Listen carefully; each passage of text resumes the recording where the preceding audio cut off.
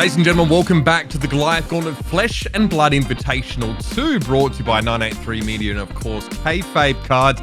I am Uber here, joined by Flake, and it's time to start our quarterfinals, our round of 8. We've whittled our 16 players down to half. And what an incredible first round it was, Flake. One of the things standing out to me most of all is how many Icelander players perished in that round of 16. Well, it's a great deck, but at the same time, it's great players that are playing against it. I think that the book is out necessarily on Icelander, and I don't think that means that the deck is bad now. It just means that people are better equipped through experience and just the theoretical ways to actually beat it. So seeing Icelander sort of get flushed down the toilet a bit, some might celebrate, but at the end of the day, not terribly surprised. There is one Icelander player remaining in our quote-unquote top 8 here. That, of course, is going to be Margin Bay, Caleb Van Patten. Now, at the time of recording, these games was actually prior to the banner restricted announcement, which obviously had Amulet of Ice, Winter's Wail, Hypothermia, and Belittle sort of, unplayable. So we probably will move into our round of 4 in our semi-finals. We'll probably sort of adopt those bans, those changes. But for now, I just want to bear that in mind because this first matchup is one that will include some of those cards that currently, as of the viewing of this, are banned. It's going to be Mara Faris going up against Tariq Patel. Mara goes up against Bartosz Siemba, the Polish national champion in that first round. It's Dromai versus Icelander. We know a challenging matchup for the Icelander, but Mara pilots it expertly. It looks like her deck has a lot of tech that allows her to sort of, deal with the tax effects that Icelander is often sort of imposing on her.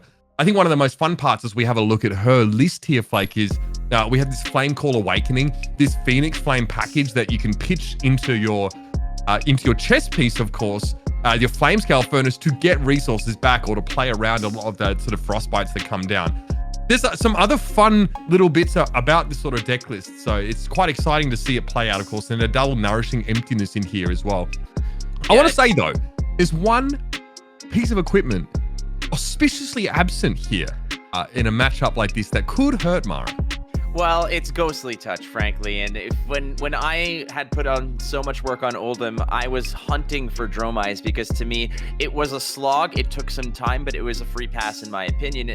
And when you queue up against a Dromai player and you look at their equipment set, the first thing you look at is what they have on their hands. What gloves are you bringing to the party? In this case, it's just an Iron Rot Gauntlet, and who cares about that when you're going to be playing on Oldhim, where you're just popping all the dragons anyways. There's no consequence to it. You're not building up a gigantic Ghostly Touch, which as the Dromai player becomes your late game win condition when everybody is kind of spent and all your threats are out. If you're Tariq Patel in this matchup, the first thing that you're saying is no gloves, no Ghostly Touch. All right, my game plan here is pop and swing. That is what we're going to be seeing a lot of in this match. Yeah, let's go over and talk about Tariq Patel's list. Obviously, Tariq goes up against Dan Rutkowski in that first round, and Tariq is able to navigate a pretty close game where we saw Dan be very adept at squeezing every last point of damage out of all of his resources, all of his equipment, everything. It just wasn't quite enough to get him there. We eventually saw him get folded by this Oldhim list, which again has, the package you'd expect. Stalagmite Rampart is going to be in there. This is even a deck that brings in sort of an Arcane Lantern. It's a more aggressive slant on the Oldhim list, right? 3 red pummel, 2 blue. And we do have a lot of these sort of big attacks, your Spinals, your Enlightened Strikes, your CNCs. We've got Endless Winter, crucially Frostfang, right? I think that's something that we pointed out last time we saw Tariq is like a definitely a little bit more of an aggressive approach here and a very scary prospect if you get pummeled on one of those Frostfangs. Well, look at all the red attacks. This is a Oldhim list that runs real heavy here, and I'm not just talking about the Frostfangs, which has kind of wheeled itself back into relevance here because it is a 2-card block. It is an equipment piece plus a 3 block typically, or it's going to cost you some stuff out of hand. It's also a very good pummel target. When you're playing Oldhim, oftentimes you're trying to pair up certain turns with your Tunic. Your blue pitch plus Tunic becomes Frostfang Pummel, becomes Command and Conquer Pummel. It becomes an Endless Winter plus the Fuse card in your hand. So it is all about efficiency. Every 3 turns you can kind of play above rate Frostfang, but a triplicate of Glacial Footsteps red, a triplicate of Thunderquake red, and a 2-pack of Pulverizes. This is a list that likes to swing and swing big. Big fan of the exposed to the elements there as well. We haven't seen Tariq make use of it. It's unlikely we will get that either, but it's a nice little card to have there in the pocket. We've seen people tech for that actually back towards the Starvo meta, sort of, you know, just to try and play around some equipment and stuff like that. Let's jump into the game though. Let's waste no time. It's going to be our first match of the round of 8. It's going to be Tariq Patel on Oldham taking on Mara Faris on Drone. The Goliath Gauntlet is brought to you by FAB Cards, where reality and fantasy meet. Go to kfabecards.com for all your Pokemon, Magic the Gathering, and Flesh and Blood needs. FAB Cards. Be who you want to be. So like I said there, Uber, first thing you're going to look at here is Tariq Patel. See him smiling in that picture? It's because he doesn't see Ghostly Touch. That's basically it. He's like, all right, I know how to play this. That's more or less how this is going to go. And like you mentioned, we're playing. This is in the round of 8, which was recorded pre-ban. So seeing that Winter's Whale Uber, oh my God, it's just kind of like looking at your old high school yearbook and being like, man, those were the days. Those were the days. Nostalgia, isn't it? And we talk about Ghostly Touch. We haven't sort of maybe explained it too much. In this matchup, it's so important is that every time one of your dragons gets popped, or every time Phantasm's activated, you get a counter on this Ghostly Touch. And eventually Ghostly Touch can attack as well. You bring in Semblance to remove Phantasm from it, so you don't risk losing that equipment every time you attack it. It's like threatening like 12 plus damage on the single attack. It's very scary, and it's one of the outs you can play to in a Guardian matchup. But I digress a little bit here as we have a Rake the Embers to start things off for Mara. Yeah, and I believe what she's also doing here is, you know, creating the Ash through various different ways to pitch. And ultimately, what do we see here? Well, the Rake the Embers against Tariq Patel's Oldham list. These are the kind of little buzzards that you're going to have to be swatting out of the air. They're very annoying, but Tariq Patel is going to have a plan. And I've played against enough Dromize to know that, you know, I looking at Tariq's list, you're basically counting how many poppers do I have? It's probably 30 plus, which means that popping Ashwings is not a big deal. And in this case, that you're going to get a lot of mileage out of your hammer merely to clean out the Ashwings that are going to be appearing, the dragons that are going to be appearing. The game plan here for the Oldham is not about winning this game in 20 minutes, 30 minutes, 40 minutes. It's at that 50-minute mark because, again, there's no time limit on this, is once you're, you know, once you've killed like 8 Mira guys or whatnot, depending on how many remembrances are being played. I don't believe there's any, but you're basically on dragon cleaning duty the entire time. The only way that Mara Faris is going to be pressuring here is if you get the passing mirages out, the chromize, the Mira guys, and then you might sneak some damage through. But Tariq Patel is well equipped to deal with this dragon onslaught. Oh my goodness, that is a gorgeous Enlightened Strike. My God, that full art altar coming down, and Mara here. We're not familiar with what the mode is going to be right now, but again, this Dromai list has like a lot of really interesting like red line cards. It can almost resemble like a Fire or even Briar some turns, as it features 3 Ravenous Ravel, you know, 3 Scarf for a Scar, 3 Snatch. There's a lot of attack actions. Even like the Dust Up here is quite an interesting card to include. So if Mara doesn't really have the ability to develop a big board of dragons, she can still exhibit a bit of pressure via these attack actions, and Enlightened Strike is definitely one of those components of a strategy. What Enlightened Strike being played right now means is that the Nourishing Emptiness is just a 6 attack, right? It's less of a wonderful kind of card that you can throw at your opponent, especially an opponent that has an abundance of 3 blocks. But it was the Go Again that was chosen here, and that's a nice follow-up as well. You notice that with 2 red cards in the pitch here for Tariq, so clearing some of those out here. Rampart obviously being activated. CNC being thrown in front of this. So it's a very red hand that Tariq drew up. So he's more than happy to go on the defensive here. And my goodness, another Blaze Headlong for Mara. Another Blaze Headlong, getting those breakpoints as much as you can, and the blocks are done. That was all red. Oh my God, that is a nasty way to do it. But this is the game you play, Uber, on Oldham, is if you want to go ahead and throw some big attacks at your opponent, you know that this is eventually going to happen, and you can't pitch efficiently. The Oldham I typically play, most Oldham players have a 2-to-1 blue to red ratio. I kind of play a little bit more dangerous, a little bit more freewheeling. I am more so of closer to a 1-to-1, and that's because I like being the aggressor on turns that are not as nasty. But that's the problem here, is because Tariq Patel now had 4 red cards and is just going to have to pass the turn. But in his favor, there's no dragons on the board. There's no passing Mirage or anything on the board that he has to address. So that was the right time to have an all red hand. And he's able to still have an arsenal card because he activates his Crown of Seeds in response to that Enlightened Strike at the start of the turn. So, still on an arsenal, still can make use of Crown of Seeds, still in a position to make use of 2 resources between that and the Rampart here. So Tariq's not too worried. Yes, he leaks 3 damage, but Enlightened Strike Go Again in a Blaze Headlong is one of the most powerful non-Phantasm turns that Mara can probably put together in this match. A lot of the time, if she has any turns that sort of match that in sort of density of threat, they're probably going to have the susceptibility of getting popped by 6 or more power attack actions. So Tariq's happy to leak a little bit of damage there. Here comes the Flame Call Awakening, presumably summoning the Phoenix Flame out of the depths of Mara's deck. Yeah, solo Phoenix Flame is going to be swimming around in that deck over here, so you're going to be able to go ahead and fish it out and do what you got to do in response here. Tariq's just opting to go ahead and cycle through the cards. Again, the Crown of Seeds has to be used to be efficient here, and just doing it and cycling through and finding what you need. A Hypothermia is going to meet this to block it. And again, Hypothermia is not exactly the greatest card to play against a Dragon list as Guardian, because you're popping most of the dragons and robbing them of action points anyways. Command and Conquer coming down to follow it up there. Pretty nice. Looks like Mara opts not to pull a Phoenix Flame out of her deck here. I don't think she ever wants to attack with it. I think she always wants to be trying to pitch it to the Flamescale Furnace. So if this is the turn, she just doesn't need that extra card. It kind of makes sense, right? Keep some density in her deck. And let's have the CNC come straight on in here. It's an Oasis Respite being demonstrated here. I think Tariq's also indicating that there is also 1 point of damage prevention still, because Rampart and Hypo was enough to cover that first 3 damage attack.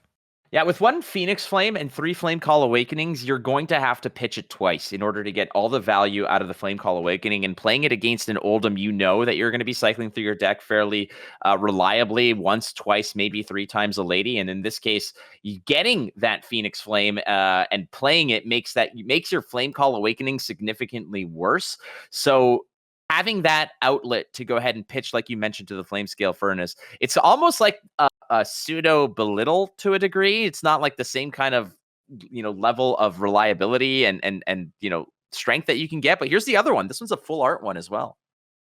Flame Call comes down once more. Mara definitely quite happy to generate as much ash as she possibly can. And now that she has these red attack actions that actually cost something to play, she can keep generating that. And I assume she wants to try and go as wide as humanly possible. I guess I have to wonder. You talked recently about playing DM Armada in this matchup, right? And you said there's one way that you can beat me, and you said that he played to that out. Can you explain what that is and maybe what Mara is looking to try and do here? Yeah, no, absolutely. So I talk a lot of smack about this matchup because playing as Oldhim against the Dromai, even with Ghostly Touch, it feels like a free pass no matter what. The way to beat this matchup, or the way to go after an Oldhim player, is that you have to stack all of your arcane damage late in the game. You go ahead with your Tumultai, and Mara's not running Remembrance. So that Tumultai is going to go after those Null Rune boots. Once the boots are gone, there's only one way that you can deal with arcane damage, and that is through the Crown of Seeds. So in order to actually punch damage through, you need to pitch your Burn Them Alls and your Asvalize so that you can drop them all and send it late. And at that point, with a graveyard full of red cards, those Burn Them Alls are untouchable. Tariq Patel cannot interact with them. The Asvali comes through with Arcane, Arcane, Arcane, and that's where you're whittling your opponent down. That is the only way that you can comfortably deal with a seasoned or veteran Oldhim player, especially without Ghostly Touch. This is still a very, questionable call by Mara not to have an equipment slot dedicated to Ghostly Touch, because it just seems like an alternative win condition late game. Some players will say, all right, Ghostly Touch plus Semblance, and we'll get there. But very good and elite Dromai players late game will do things like Mage Master Boots into Passing Mirage into a Ghostly Touch that just continuously swings and threatens lethal. And when I talk about that, I mean late in this game. Late in this game. Tough call here for Mara to try and put something together like that, like you mentioned. The arcane sort of win condition is definitely going to be available. I do want to point out though that in terms of dragons, like there's no tonal tie in this deck. She's not running. In fact, she's not running Dracona Optima either. So Mara opting, I think, the biggest dragon is probably this one here. Is Yenderai comes down. Well, this is what was very intriguing is what I'll say. But there is a 3-pack of Miraging Metamorphs, and this is a card that is quite fascinating when you go burn them all into Miraging Metamorph, because Tariq Patel might get gooned with a hand that only pops. So it's either 7 free damage or you're cloning a burn them all for a lot of damage as well. So Tariq Patel, I don't know if I think he's seen the deck list at this juncture in the matchup, but that's the first thing he's going to identify. No Ghostly Touch, no Tonal Tie.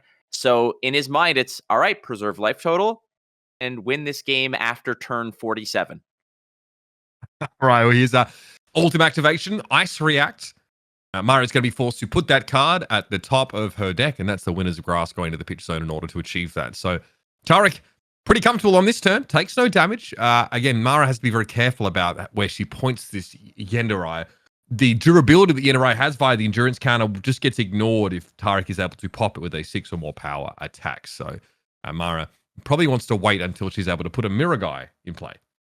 Now, I talk a lot about this matchup and how it seems that there were certain, choices that were made on the Dromai player. I'm not a very good Dromai player. That's just a fact. I've played against it a ton, but Mara Faris is the Empress. She is the Black Widow. She is the queen of the dragons. She knows what she's doing. There's a design to this, and obviously, this is the Goliath Gauntlet. There's certainly some stakes at hand here that you want to be playing for, but it's not a calling, right? So this is a nice opportunity as well to take some of that secret spice that you're confident in and bring it to the table. It's not necessarily the tried, tested, and true Dromai, but she's trying something new, and she is in the round of 8. So there is something there. So I have a lot of faith in Mara Faris's game plan here, even though I don't fully understand it necessarily.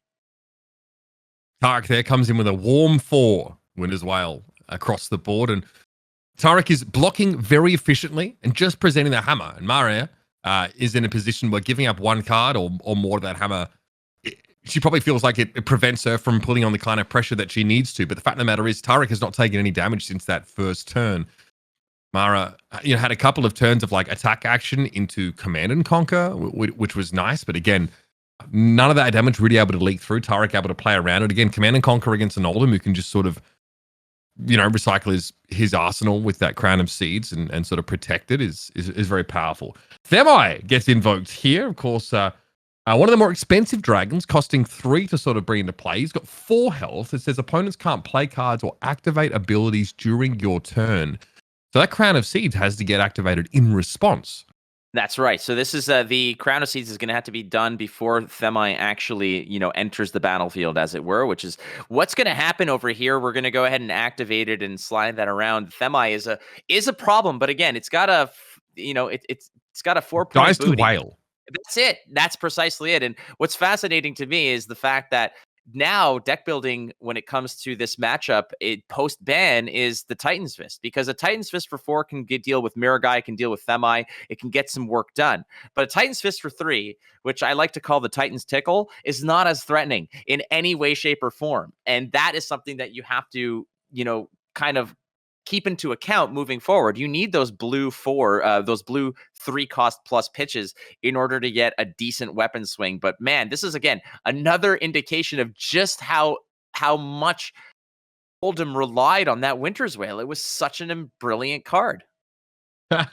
Oh man, the Cranial Crush there as well just comes out and pops that Themai. And Mara knows, she has to know that she's walking into a guaranteed popper basically every turn, but needs to take Tariq out of a situation where he can start deploying some of these large, very disruptive attack actions, stick with the Winter's Wail. And I guess it's pretty inefficient for Tariq to ever swing this Winter's Wail at Yenderai. No, it's a turn wasted.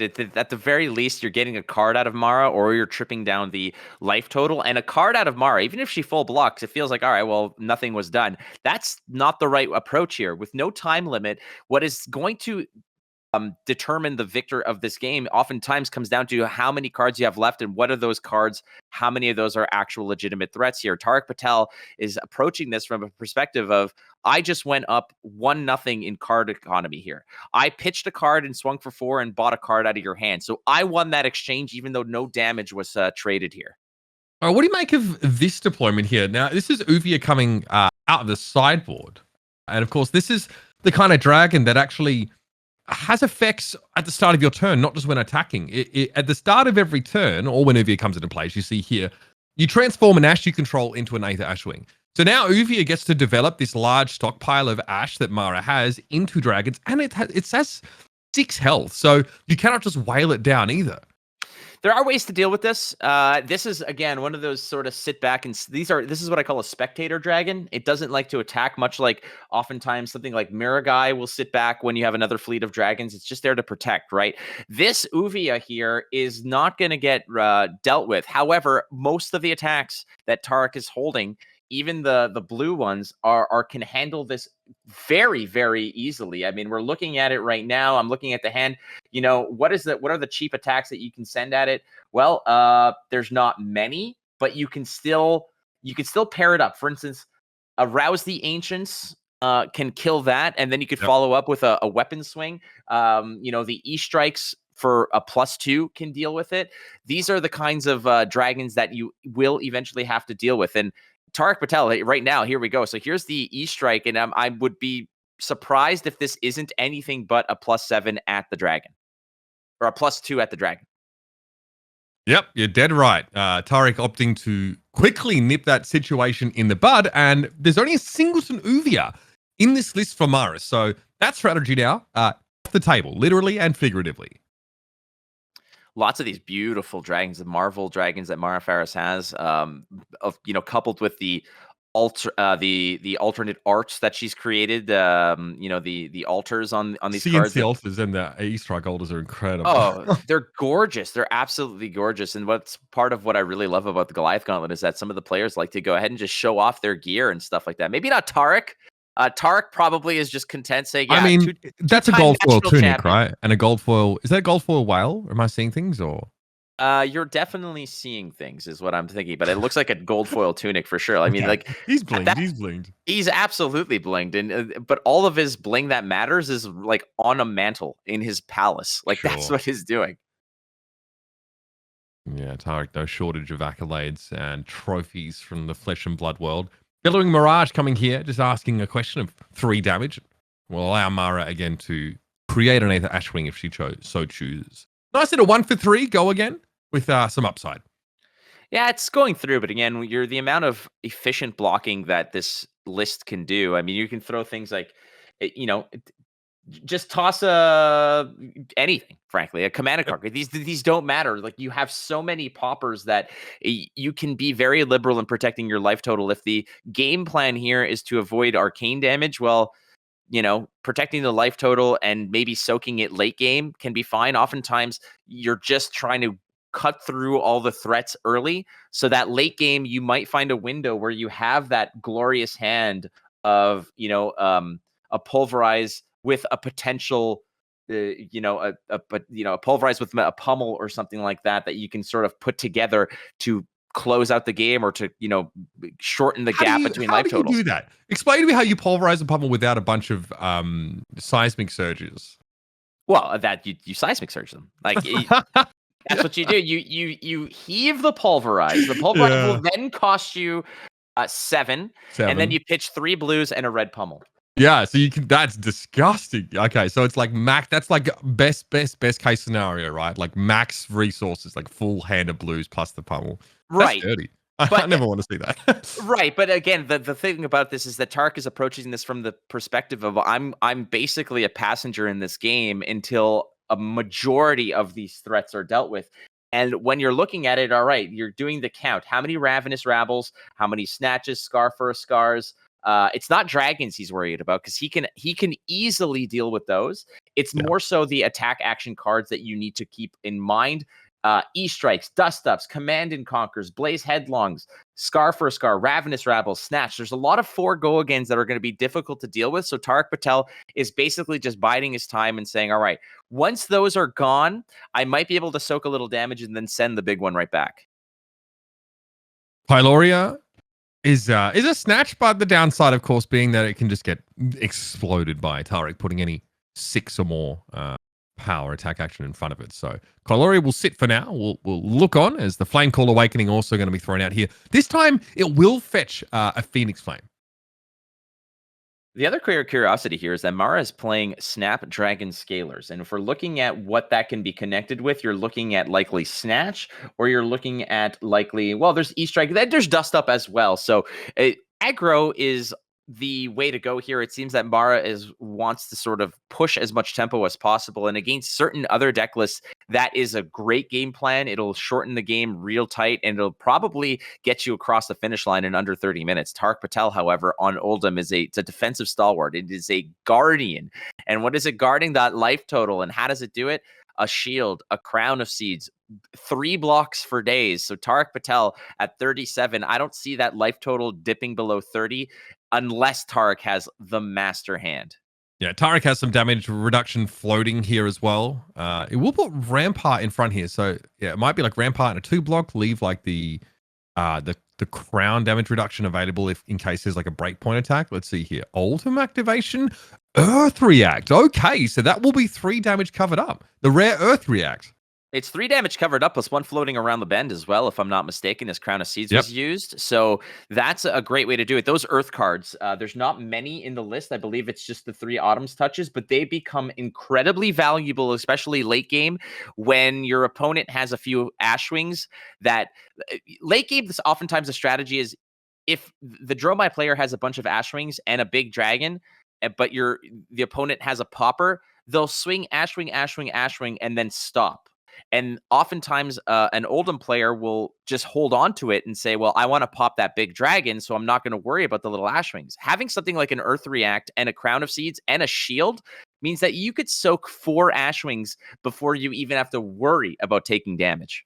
And crucially, that Autumn's Tuts goes into the pitch zone as opposed to the graveyard. Tariq will have access to that later on in the game if he needs to. Here's Phoenix Flame being pitched to the Flame Scale Furnace, creating an Ash and generating the resources for this Command and Conquer.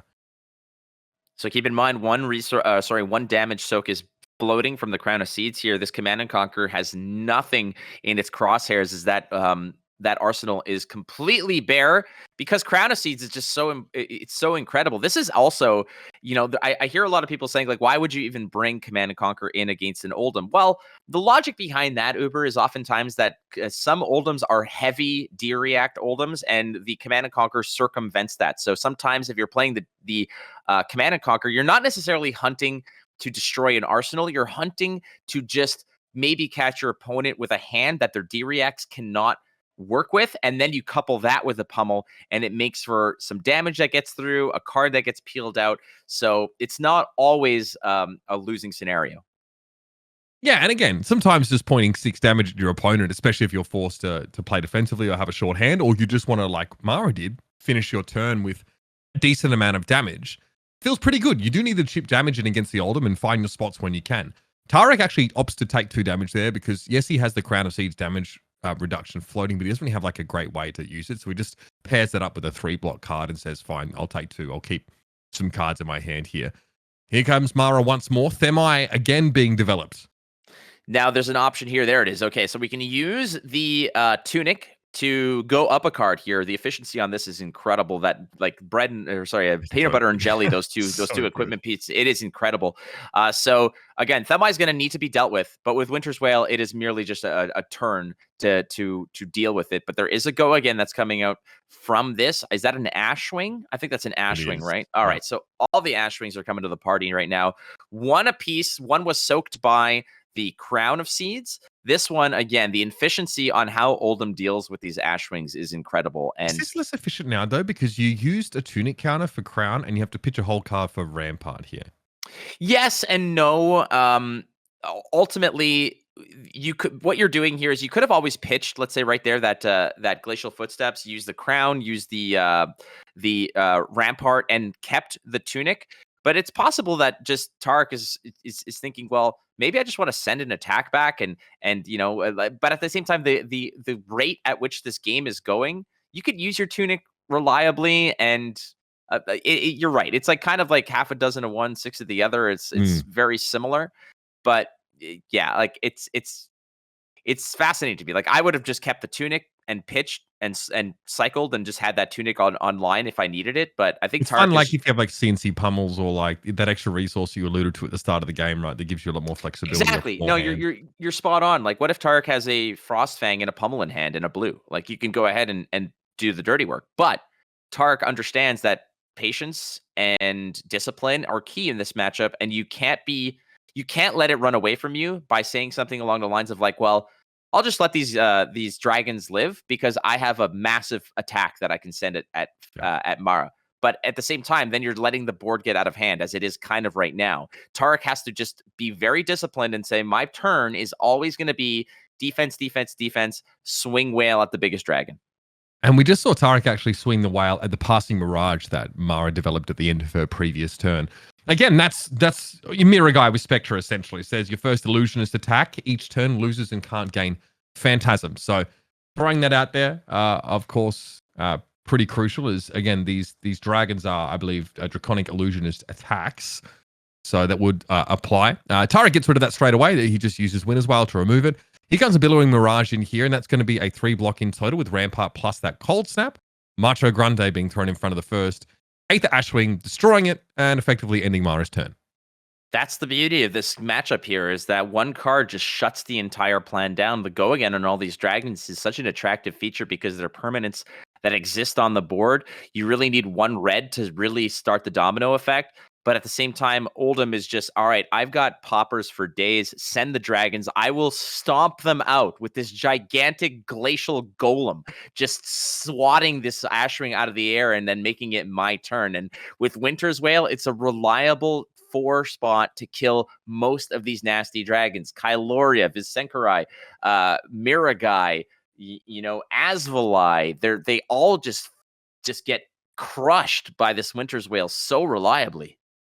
Yeah, I mean, there's very few dragons that don't. I guess it's just Yendurai, right, that can actually take the hit, or perhaps some of your bigger dragons that Mara has opted not to bring in this particular matchup here. So here it is, 4 damage coming across. It's warm, and it's going to be aimed right at Themi.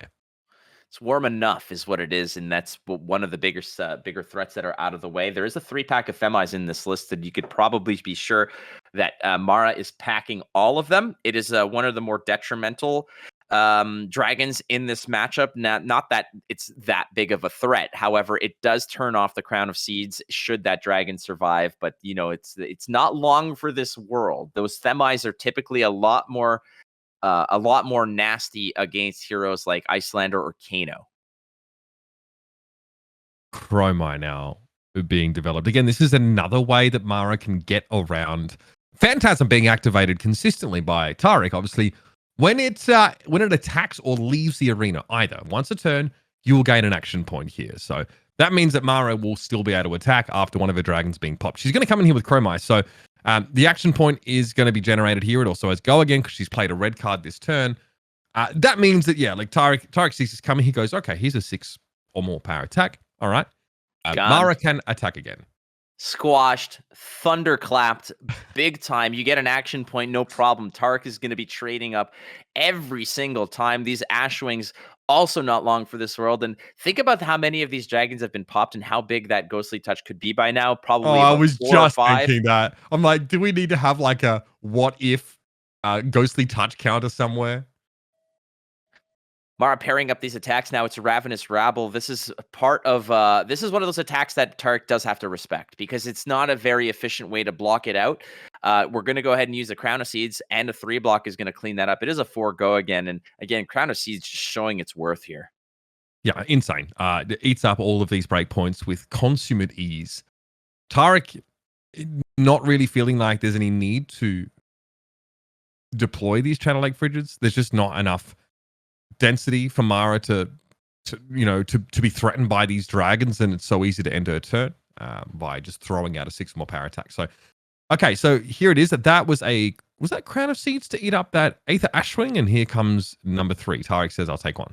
It is, and I like this because Mara still has cards in hand. Tariq says, I can pop this, or you can play a dragon and maybe get lured into attacking with it, and then I'll deal with it. But here is a Miraging Metamorph. No auras are on the board.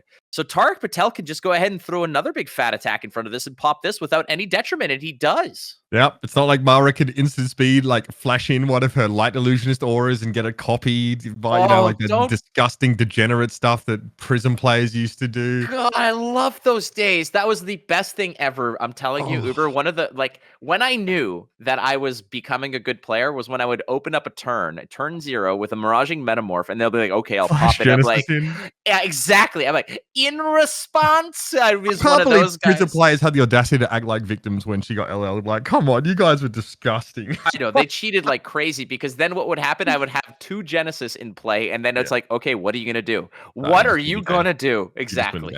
Yeah.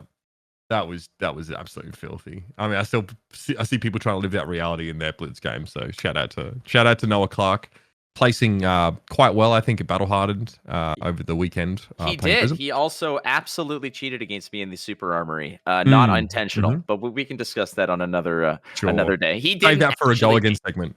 I beat him. I absolutely freaking beat him. And this clown had the audacity to think that this was a free pass against me on Oldham. And whatever, it's a whole other discussion. But I do want to quickly make note here about the blocking patterns and of Tariq Patel here, because we saw a block with Channel Lake Frigid. Now we see a block with Winter's Grasp. Both of those are 3 blocks. He is blocking attack action cards, non-dragons, with these cards, and you might think like these are valuable cards, especially Channel Lake Frigid, especially for a go wide, go again type of hero. Well, the reason why you're doing this and getting the block value out of those cards is because you want to maintain things like Thunderquake and all your big attacks for the actual dragons. These cards mean nothing when you have a Winter's Wail that will eventually get you across the finish line. You need to preserve your poppers for the dragons. Throwing a Thunderquake against a Billowing Mirage, it's a 3 block, it eats it up. Sure, it feels okay, but you have to think about the longevity of the game, and you have to think about the late game, because if there will be a juncture in this game later on where you wish you had a popper, and you're going to be kicking yourself when you think, damn, I blocked a Ravenous Rabble with a Glacial Footsteps. I really wish I had that popper in my deck right now. Yeah, makes sense. Tariq really trying to keep high density of those 6 or more power attack action cards in the deck. I think we had Winter's Grasp, clean blocking Billowing Mirage. So we had Rampart off a Tunic counter, and then Tariq is now deciding what he wants to do about this 1 damage coming. You're a Guardian player where you tank on a single point of damage here. Yeah, it's less injury and more insult, frankly, Uber. We have a very high regard of ourselves. And, there it is. Yeah, Tariq is saying, fine, I'll press the button. Kale McCreath is going to revoke Tariq's Guardian card for that one. I'm certain. Kale actually messaged me today. I was playing on Talishar this morning streaming, and I was trying to learn Icelander, and I went up against the infamous Charles Dunn Fatigue and triple Warhorn monstrosity. And I tweeted out, I just said, I just went through this slog, and boy, oh boy, does it make for bad TV. And he said, welcome to the crew. Come back to Guardian. We missed you. My goodness. Here is a 7 power Lightning Strike. Tariq opting to block it all out there. Sink Below coming up at a fortuitous moment. Yeah, it's fine. I mean, there's no dragons that you necessarily need to respect. If there was a Mirror guy on the board right now, you can damn well know that he would hold on to that Channel Lake Frigid in order to swing his Winter's Wail. But with just 2 Ashwings, it's fine. That's no problem, because you'll draw up. You'll probably pocket a card. Oh, it looks like he's just going to kill an Ashwing, and I like this as well. Again, it's on cleanup duty. That's what you have to do. You have to make the board digestible, because there will be eventually a situation where those Mirror guys are coupled with Chrome Eyes, and if you get caught with 1 popper in hand, it's going to become pretty nasty to digest.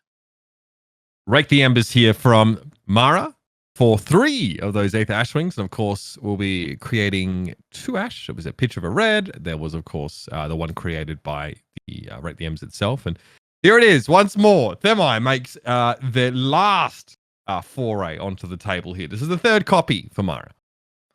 Mara holding her Ashwing saying like, okay, come to mama. And Talk then about we'll a let clutch of dragons. Yeah. it basically. And here they go. The first one eaten up. Gonzo. That's a fair trade. Why not? Yeah, Ghostly Touch counter at 47, I think. I think we're Anyone keeping track at home? Yeah. If you're keeping track at home, I'm just, this is just a guess. I would say I think it's at 5, and I would believe by the end of this matchup, it would probably be at 12 to 15 easily. By no means is it going to be below that.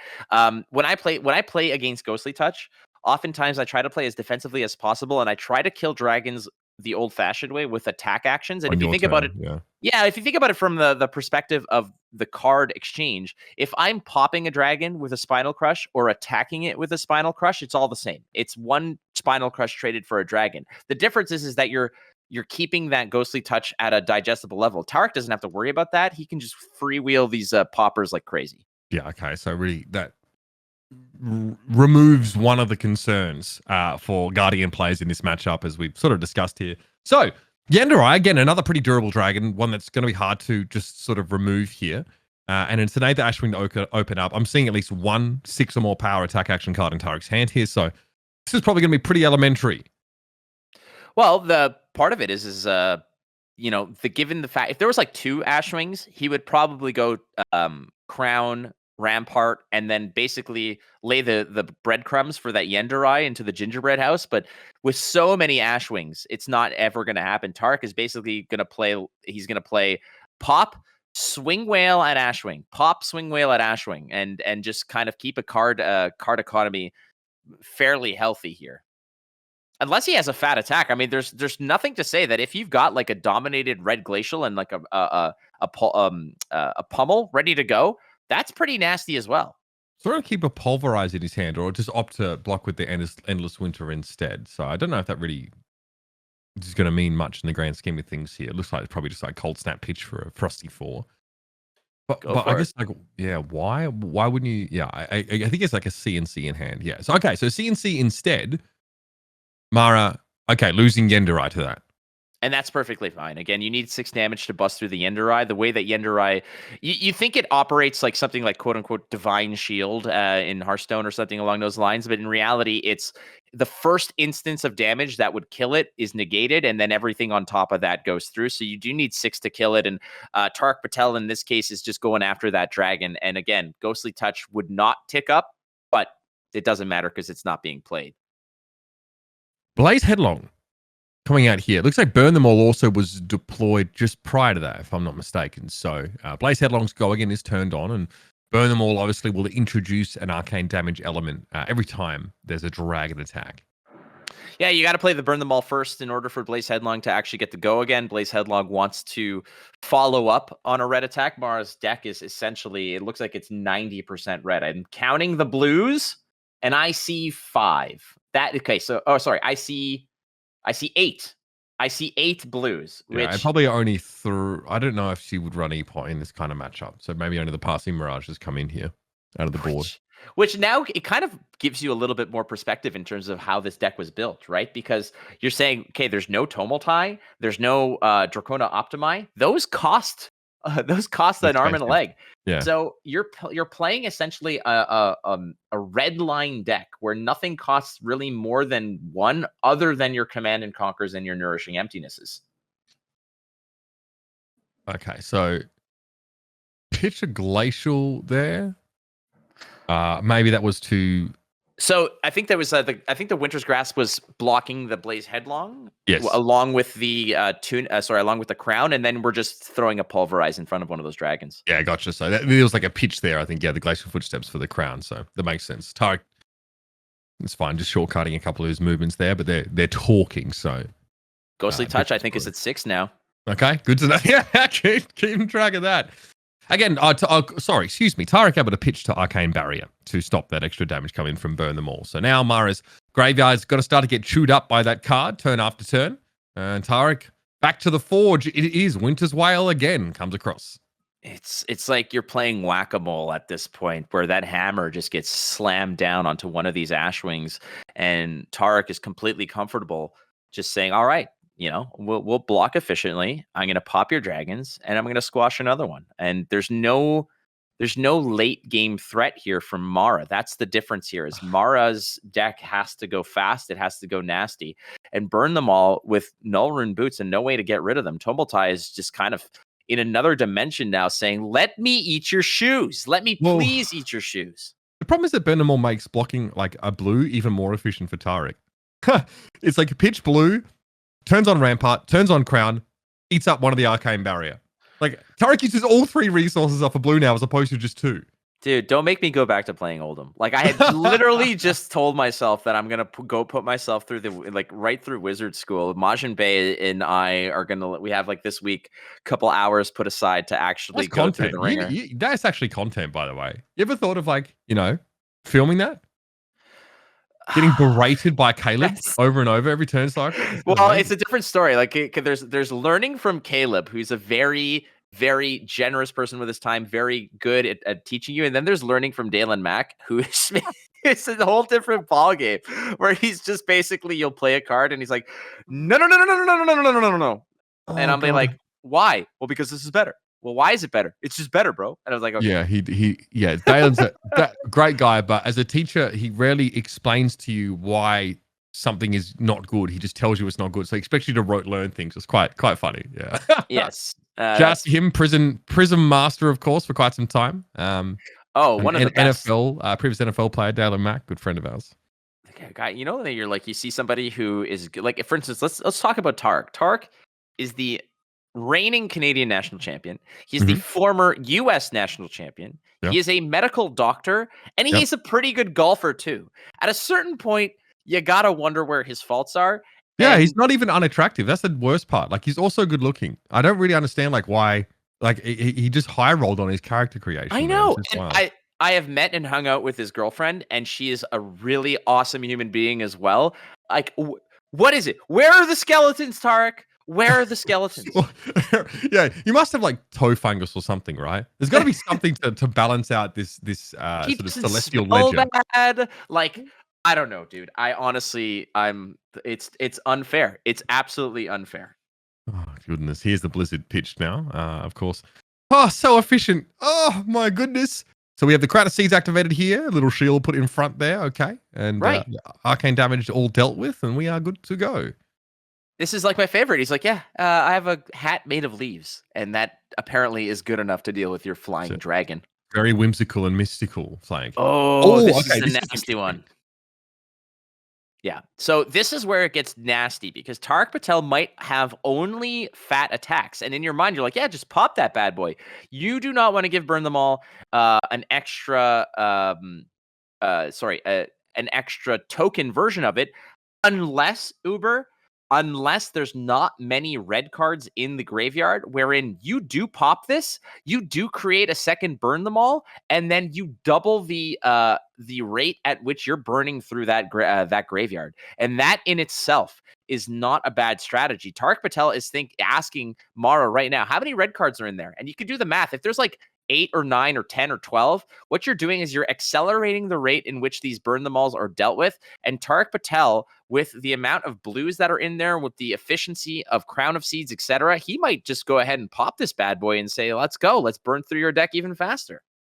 Yeah, again, it's not just the Null Rune boots, right, but also the Crown of Seeds, like we just saw, that can get up that arcane damage. So Tariq is not too worried about this, I would suspect. Again, especially... There is some board, I guess, to try and clear here. I imagine that Kylori is going to be on the chopping block or the smashing block next. But for Tariq, there's definitely a decision point here.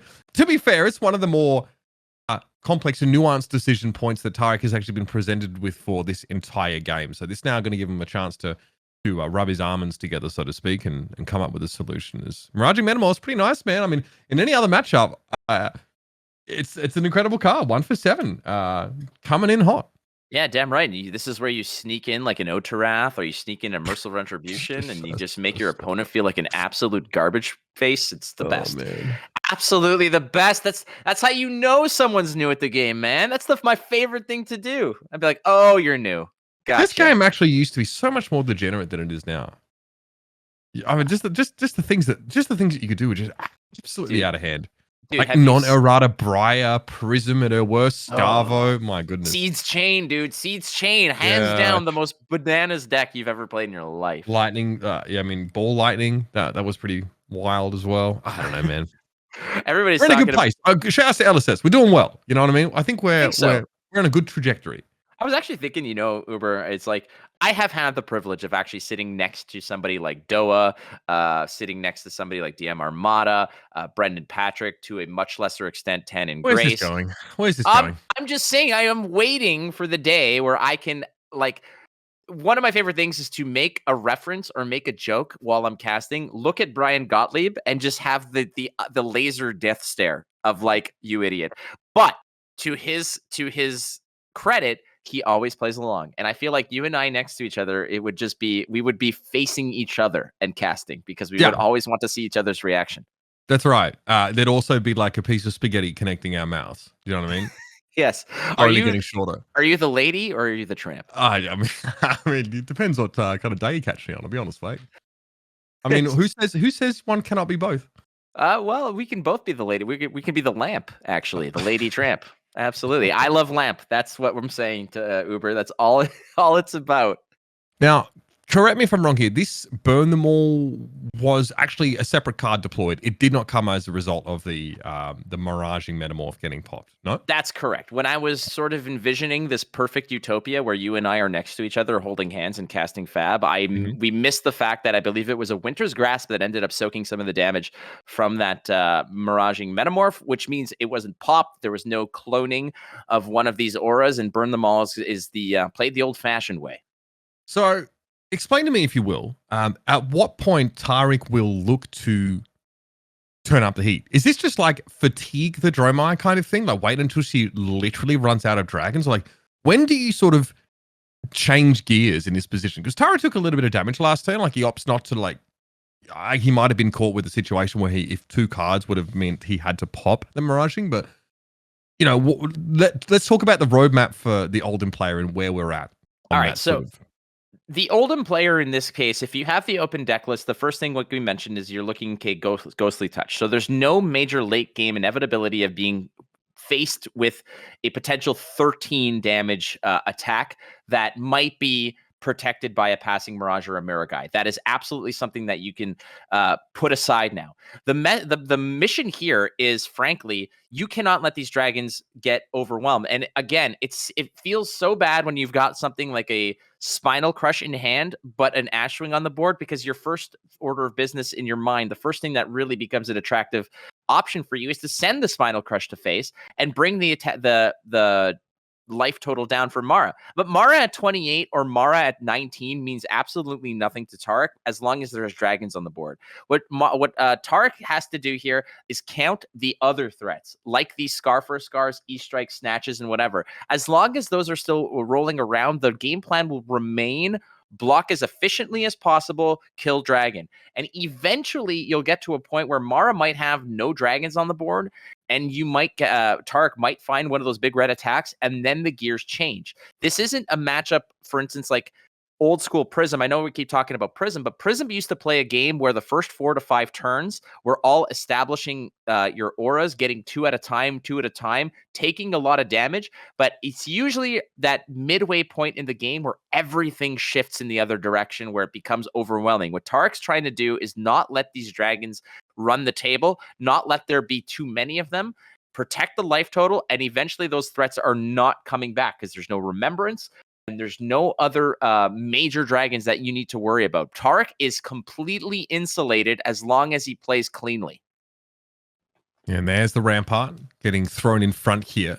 Previously, you saw Tariq there. He had 1 floating. That just goes into that Arcane Barrier, and he's quite happy with that. Dragon comes down, and here's the Dust Up. That is, my God, that is a pretty nice turn from this Dromai. Right, and that's where you're closing the gap. Mara Faris has to lean on these go-again attacks that burn them all, sure, no problem. But it's the Scar for Scar into Scar for Scar, which were frankly played at the right juncture here, because the score was 29-28. Tariq Patel was just a little bit on top of Mara here when it came to life total. So Mara's Scar for Scars were actually able to go through. Actually, Tariq, if Tariq took a little bit of damage from that first scar, that second one would have been pretty much the end of the show here. Now, Dust Up presents an on-hit, one of the few sort of cards in Mara's deck, I guess, on top of Kyloria, for example, saying that, yeah, I mean, this card comes in for 4, and if it hits, creating an Ash token, and you'll be creating either Ash Wing here. So definitely not something Tariq wants to really deal with. Again, most of the rest of Mara's deck doesn't really have these on-hits, like Flame Call Awakening isn't an on-hit. Obviously a lot of the dragon's sort of effects are not on-hit base. It's just Kyloria. Ravenous Rebel, Scar for Scar. Snatch is an on-hit, right? That's the one thing. But Tariq can cover those breakpoints pretty comfortably.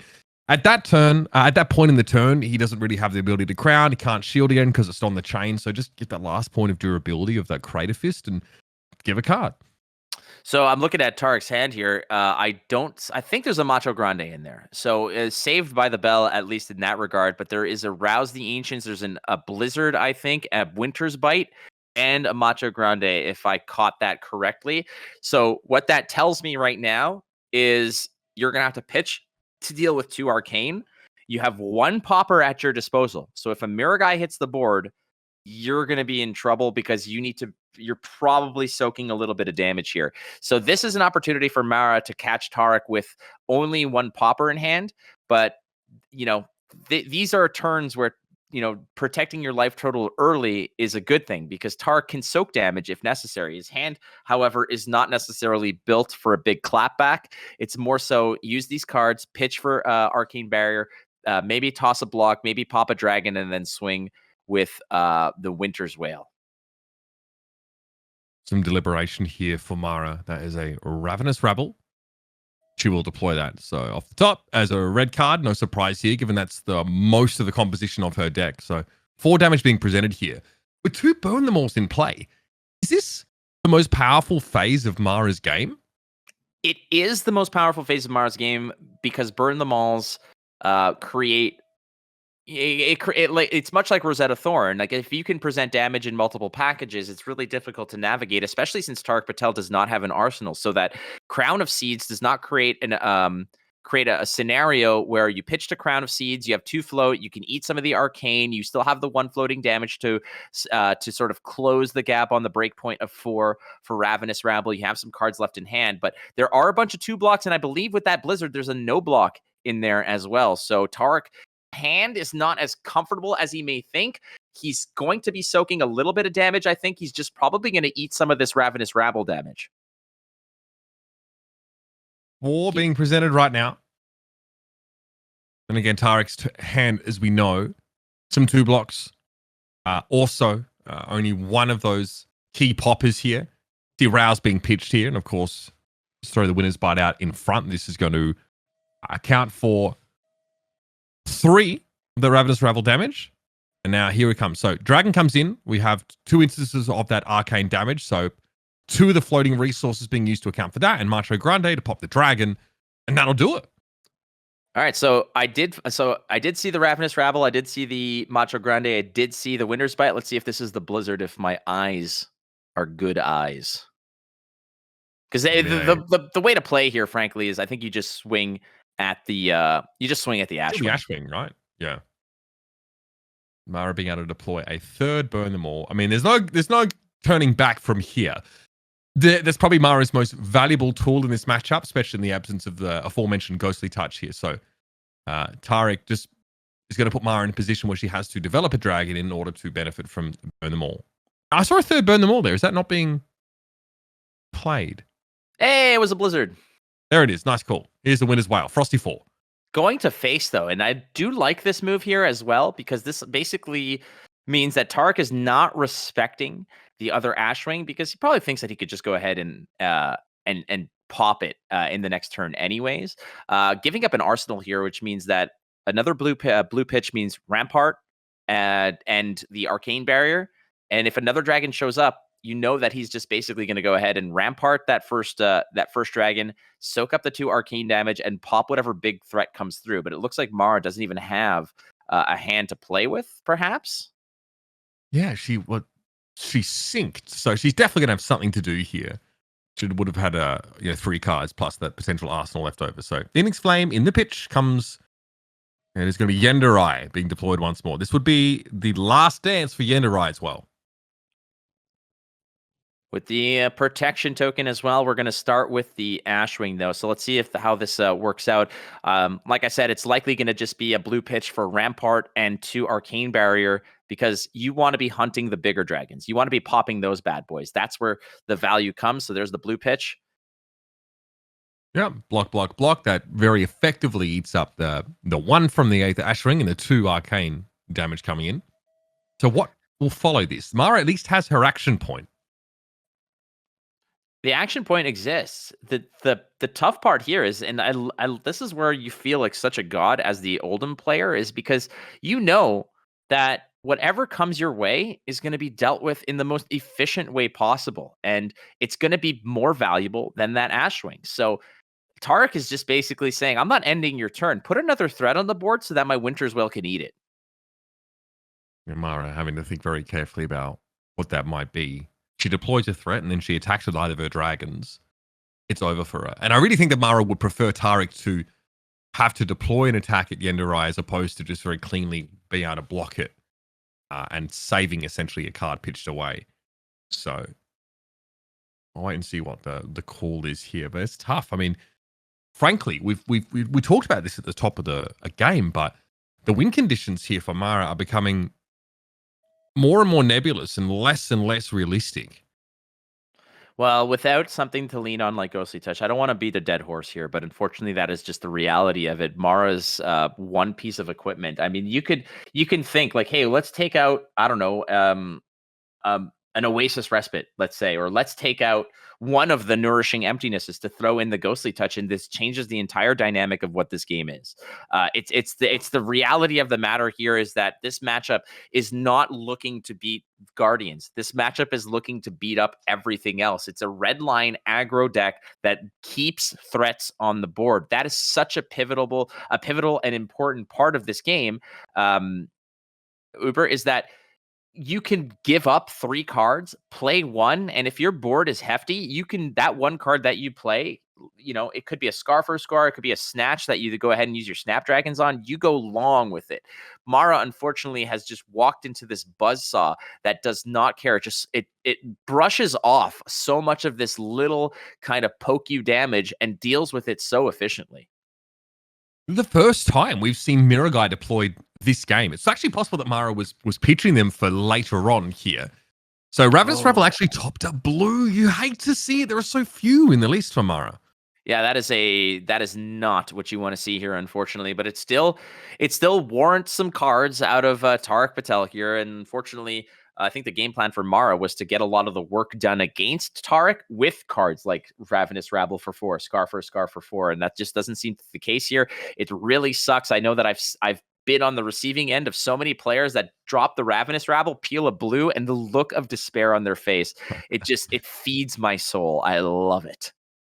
So the very clean block here. It's Rampart plus Crown. And then Yenderai is easily blocked as well. It's just, comes in for 3. The tricky part is that Tariq, Tunic counter plus the 1 floating eats the arcane damage, and then 1 card will block out this Yenderai. That does mean, of course, that Mara might have the option to attack again after this. Yenderai does not have Phantasm. That's been turned off by Mirror Guy. So finally a situation where Mara can actually go on the offensive with this very durable dragon. But keep in mind, I mean, this is all the cards in Tariq's hand block for 3. Or most of the cards in this deck block for 3. You slam a card in front of it, you protect your life total on your turn, you pitch a blue, and you whale that Mirror Guy into the the upside down. And that's basically what happens here. Without remembrances, I've won matches against Dromais where I have killed, and I am not kidding you, 8 Mirror Guys. I have killed 8 Mirror Guys, and I've won those matches. They've remembranced themselves 3 times. They bring back all the threats. Again, the amount of poppers that Tariq has is obscene. I'm going to do the count on how many poppers there are, but without looking, Uber, take a guess, and I'll come back to you in a second. Well, he only has 9 non-poppers in his deck. Okay, well, if you're going to ruin it, dude, like... He also, by the way, he has 18 2 blocks, which is quite high. He's playing the... this is fascinating. He's playing the staunch responses. I side those out. against Dromai. And I think the reason why is because there's a particular thought that perhaps he thought this was going to fatigue to a particular degree, and you want more cards, as many as possible. If you're in chat and you're watching this, take a guess at how many poppers Tariq has. Don't go back in the video and be a hero and look and count them on the screen, but still. You can, yeah, I mean, the FAB area will let you see that breakdown if you want to sort of skip the actual manual counting, everybody. But, okay, so talking about Staunch here, it seems kind of fun, right? It's like fairly efficient if you want to maintain card density, no? Instead of like giving up 2 cards to block, you just like pitch one and then put the Staunch in front, right? So it's better at maintaining deck size. It is, but there's not a lot of big threats, especially the dragons, because most of them are coming in as like a 4 or maybe a 5 attack, and that's fine. Sure. Typically, the Staunch response is not really blocking a whole lot. Sync Belows are usually the D-React I keep in this matchup, mainly because Kyloria, for example, Kyloria with a Miragai or a Passing Mirage protecting it, that's what you're dealing with. It's like, okay, it's 4 attack. If my equipment's gone, I don't have a card in arsenal for seeds, I'm going to need to find a way to block it. It's done very efficiently. There are 30 poppers, by the way, Tariq is running. 30 poppers. So do the math. How many have you seen already popping stuff? How many have been just attacked with or have been blocked old-fashioned way? I'm leaning on the fact that Tariq Patel still has a good 18 to 20 left that he can just wheel willy-nilly. Very comfortable position he's in, right? Even a Passing Mirage coming down here, Tariq's going to look at that and say, well, okay, I mean, you don't have redundancy because Miragai's gone. I made sure of that. I mean, what's to stop me from just pointing my Winner's Wail again at this Passing Mirage? Sure, you've got Kyloria. Sure, you've got Yenderai. You've lost one of your Burn Them Alls. That's gone. Obviously, that graveyard is getting burnt through, pretty rapidly as a result of those 2 being there. What happens after that last Burn Them All is done? I mean, what? You have 1 more in the deck. You might deploy that, but it's only threatening that 1 arcane damage, something that Oldhim can really easily just eat up on defense. It's laughable, frankly. I mean, burn them all when you've got boots and no way to get rid of them, especially with a Crown of Seeds efficiency with the Rampart. It's not threatening at all. The blue density in Tariq's list are going to start rolling around. You're pitching or you're using the reds typically to pop so that you can get the blues around to swing more reliably. It's when I see Passing Mirage, though, it's usually one of those, obviously one of those target number 1 that you want to go ahead and swing and kill. But what's fun about it as well is when you find an E-Strike, you see the Passing Mirage, and typically the Dromai player will think that their dragons are safe. You just E-Strike, go again into like one of the dragons, kill the Kyloria, and then swing hammer at the Passing Mirage, and you feel like a total boss. Yep. Mirage is gone. Tariq, I think deck count there was about 20. So we are, we've gone through quite a lot of the Oldham's deck now. Oldham's deck is at 20 cards. The Dromai's deck is most likely going to be less than that. So here's part of that plan, pitching the Asbelines, to get them late. That is typically a strategy that you'll see once Tomultai has gone ahead and gobbled up those arcane boots. But like, this is what Mara wants to do. You want to create a scenario where it's not just about the quantity of dragons, it's the quality. Chromai, Miragai, dragons that are going to be protected against Phantasm with breakpoints like Kyloria with on-hit effects that are quite significant. This is what Mara was working towards. This is the last bastion of hope where she has to catch Tariq on a hand that perhaps he doesn't have all the poppers or the efficient blocking that he may want. But this Kyloria is protected by Miragai. Chromai will create action points as well. You've got a Yenderai as well. Tariq might not have the amount of poppers that he needs to bust this all up. So let's be clear here. Mara has 2 action points at present, or at least on resolution of this attack. There'll be 2 action points. And there is no Phantasm here. So Tariq has to block this one the old-fashioned way. Much more that Mara can do, because again, Mara now goes for another dragon attack. Tariq's not incentivized to pop that either, because Mara will still be able to send Yenderai. If you are watching this, ladies and gentlemen, and you are here since the beginning, it might be time to renew your driver's license. Yes, that's right. It's been a minute. This is how this matchup tends to play out here. So Tariq does pop that, knowing of course that Mara will still be able to act here, but getting the clearer dragon, it's much an easier decision, much more easier decision rather to sort of choose now to throw a 6 attack into a Phantasmed Dragon. Mara, again, can make use of the action point. She's going to do so to deploy an Enlightened Strike. The Enlightened Strike here, I would guess. I mean, it could be go again. It could be plus 2. Plus 2, but right? if it's plus 2, I think that's the most efficient way to use it, mainly because of the fact that, well, hey, the next thing the next dragon that comes through is going to probably get popped. As you see, there was another Glacial Footsteps just living there. Tariq Patel is just going to be happy right now to hold on to a blue swing Winter's Whale, kill the mirror guy, and say, all right, well, what else you got? Well, nothing. That's about that here. We'll have our burn them all triggers accounted for at the end of this turn. And that deck is looking awfully slim. Yeah, it is. It's definitely on Atkins at this point. It's gone through the Matt Fulks school of getting ripped. Basically, the deck just called him up, and Matt Fulks said, "Do you want to be a fat piece of garbage, or do you want to slim down?" And it looks like that's the way. You too could fit into this chain cosplay if you follow my regime. Exactly. Oh, goodness gracious me. Oh, my. There's a nice set of dragons here. Mara obviously is a Dromai main. It's her favorite hero. And at the same time, take a look at all of these marvels. Every single one is just beautiful. Well, Snatch comes in here. This is very likely a Snapdragon target. And Tariq, again, obviously, as we know, has great ability to cover up breakpoints. Now, when it's multiple breakpoints, it gets a little bit more awkward. But again, for this attack, Tariq can go, give you a card, give you a shield, right?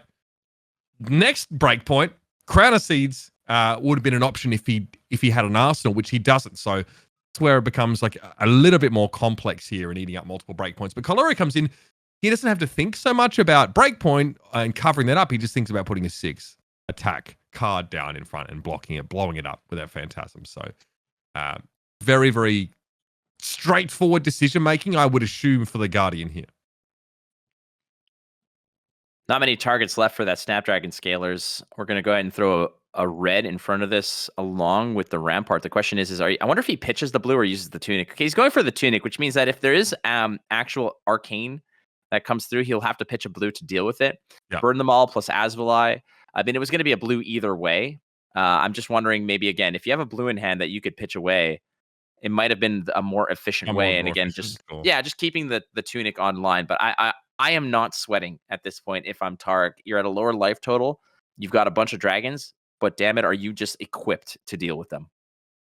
Yeah, Tariq might actually let some damage leak here because he's off Arsenal and wants to probably Winter's Whale and deploy an Arsenal or establish one rather. So he might just say, okay, I mean, if you want to give up a dragon for this, I'll like eat one Arcane and just pop it. Looks like Burn Them All has done its dash. It is now in the banish zone, or the discard, excuse me. And let's whale. Let's go ahead and kill that Kyloria. Absolutely. That's going to be a problematic card. And I think Tariq Patel here gets away with essentially murder at this rate, as he was able to efficiently block out that snatch, which meant that there's no Snapdragons that were going to be hit here. And Tariq Patel gets to not only get an arsenal here, but kill a very threatening dragon and just keep the card efficiency going. The card in hand over here is probably a popper. He's looking real clean. I think, like, you know, Tariq calls, he named his deck list when he sent it over. He called it math. And I think a lot of the time his approach to playing Oldhim is that there's quite a lot of deterministic situations in which Oldhim just wins based on playing correctly, playing patiently. I think this is one of those situations. I think the result of this game is probably pretty deterministic at this point. I mean, when I play it, I called mine meth because it was so damn addictive. It was so awesome. It made you feel so good. Don't do it, children. Don't do it. I promise you. That is the PSA. But I get what he's saying here, because the amount of math, quote unquote, that you're doing in this matchup is that a blue pitch does so much work. It gets the Crown of Seeds, it draws you a card, it blocks some of the small damage, and it potentially blocks some of that arcane damage. So the math that this deck is doing is just merely it's stretching out the efficiency of one pitch. It does so much work. Ba-bam! There's the Thunderquake again. Now, this again, Phantasm, not an issue, right? So it's really just blocking that damage from Yendrai and a passing Mirage deployed. So again, redundancy for Mara here in terms of removing Phantasm from that first dragon attack.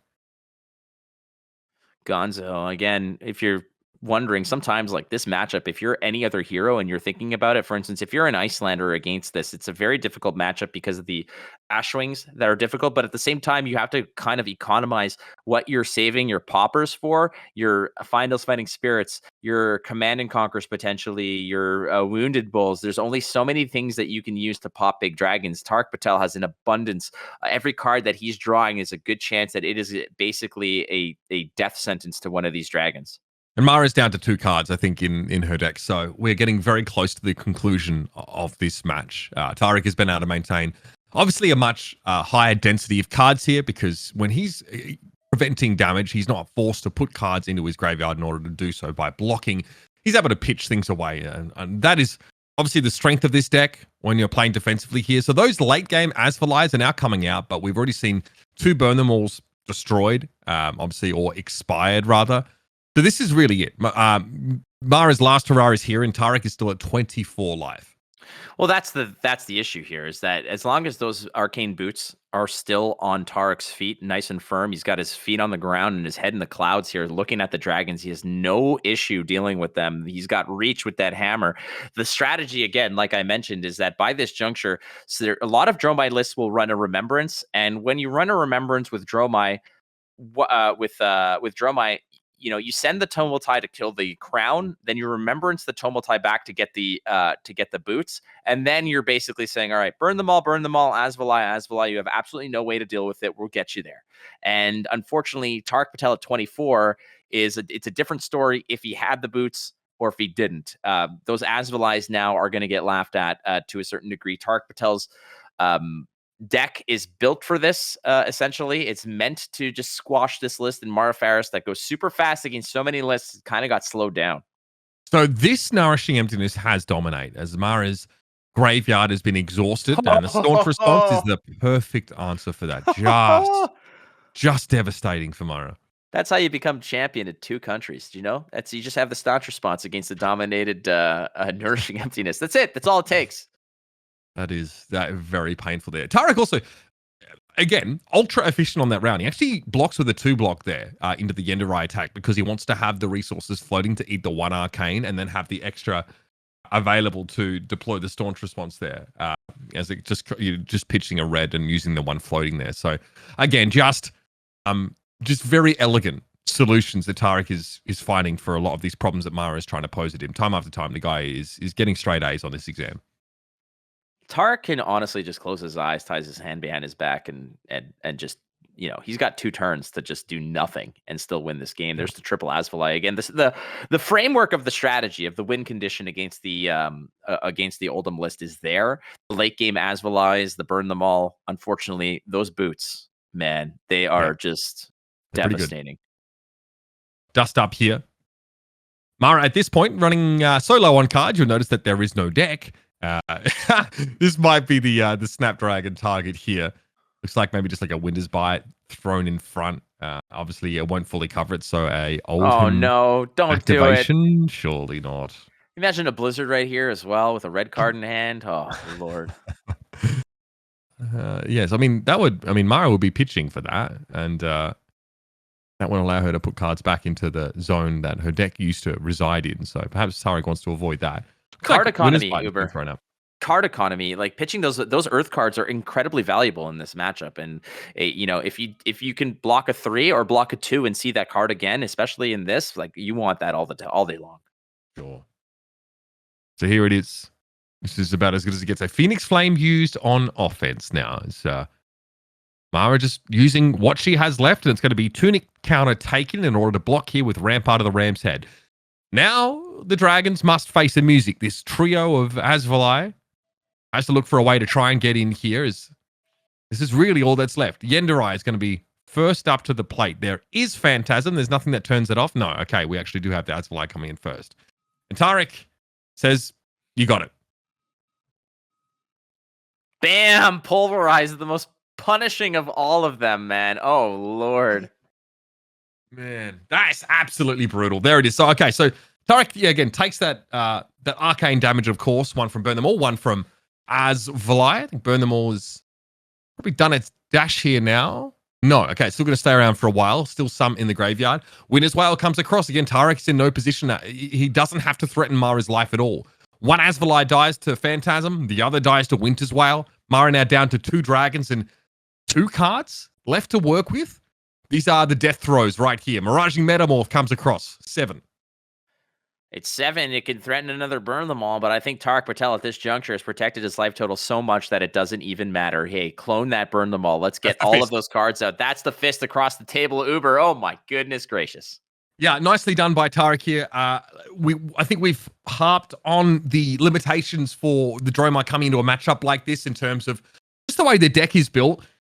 We are, and for those that have sort of maybe come in sort of halfway through, you'll notice that, yes, we have an Oldhim here that is using Winter's Whale, something that is not any longer allowed. It's not legal in Classic Constructed. And as we head into our round of 4, which, as we know, Tariq will be in, we'll be revisiting the idea and probably, adopting the current ban and restricted, restrictions in that particular round. So we'll offer our competitors the chance to rectify some of the cards that are no longer sort of legally played here. So I want to bear that one in mind here. But big shout out to Mara Faris. I mean, getting to this point and getting a win, of course, against the Polish national champion, and what I thought was a really well executed game, was fantastic.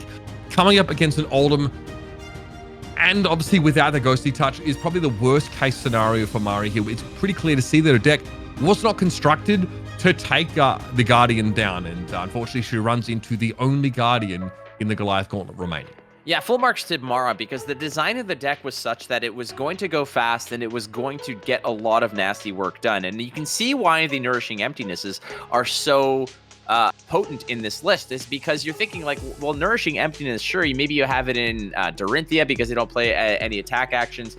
Maybe you float one in Kano because you're a psychopath. Like, maybe that's part of it. But at the same time, in this case, you see where the value is, because you're banishing cards out of your graveyard with Burn Them All, and eventually Nourishing Emptiness in the late game when there's dragons on the board and you can get a 5-card grip out of somebody with damage being punched through. You can see the value in that. I like the design of the deck. Unfortunately, it really, when you're building a deck, you're not going to be favored against everything. Very few decks have a 60+% against everything. You have to take your licks against one of the different heroes out there. In this case, Mara said, I might have a chance against an Oldhim player, maybe an average Oldhim player. But ultimately, when you're going into this list with that game plan of being ultra aggressive, you have to give up some aspects of it. In this case, it was Ghostly Touch. It was a lot of blues that might help you out with some bigger dragons.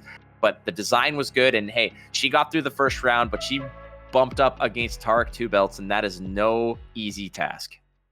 No doubt about it. Congratulations to Tariq Patel for advancing. Our next matchup is going to feature young rising star Brody Spurlock going up against previous Goliath Gauntlet champion. It's Margin Bay. Going to be quite the matchup here, as we've decided to take our 2 Icelander players remaining and slam them together on a collision course. Stick around for that one here. Your Goliath Gauntlet Flesh and Blood Invitational 2, presented by FAB Cards and 983 Media, resumes